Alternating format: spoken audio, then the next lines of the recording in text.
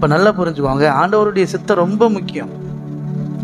ஆண்டவர் சித்தத்தை கேட்டு தான் வீடை கட்ட தொடங்கணும், ஆண்டவர் சித்தத்தை கேட்டு தான் திருமணம் பண்ணணும், ஆண்டவர் சித்தத்தை கேட்டு தான் வேலை செய்யணும், தொழில் தொடங்கணும், எல்லாமே. புரியுதுங்களா? ஆமே. நிறைய மக்கள் நீ கடனில் தான் இருக்கிறாங்க, ஏன்னா தெய்வ சித்தமே கிடையாது. ஏன்னா அவங்களுக்கு சொல்லி கொடுத்த சத்தியம் என்னென்னா, நீ ஜெபம் பண்ணு, உபாசம் போடு, நீ பரிசுத்தத்தை காத்துக்கொள், நீ அதை பண்ணு இதை பண்ணு. ஆமாம், உன் வாழ்க்கையில் அதான் பிரச்சனை, இதான் பிரச்சனை, அதனால தான் அதான் கஷ்டப்படுறேன். ஆமாம் பாஸ்டர், ஒரே கடன் பாரம் என்னை போட்டு அமுக்குது. இன்னொன்று ஆமீன், 41 நாள் பாஸ்டிங் போட்டு ஜெபம் பண்ணுங்க, கர்த்தர் பரிபூர்ண சுகத்தை தருவார், அல்லேலூயா அப்படின்றது. மக்களும் நம்பி போய் 41 நாளும் போட்டு ஒன்றும் நடக்காது. மறுபடியும் வருது. அப்படியா, சரியாக உபவாசம் போட்டிங்களா, ஏதோ மிஸ்டேக் இருக்கும், மறுபடியும் ஒரு 41 நாள் போடு. இதெல்லாம் சீரியஸுங்க, உண்மையிலே சொல்கிறேன்.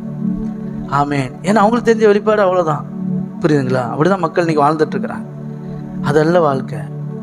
ஆண்டவர் சித்தத்தை கேட்டு செய்யணும். கண்ணியில் போய் மாட்டவே மாட்டேங்க, நிம்மதியாக இருப்பேன். எத்தனை புரியுது? கையை தட்டி. நான் சொல்கிறத சொல்லிட்டேன், கேட்கறதுக்கு காதுள்ளவர் கேட்க கடவுள். அதுதான்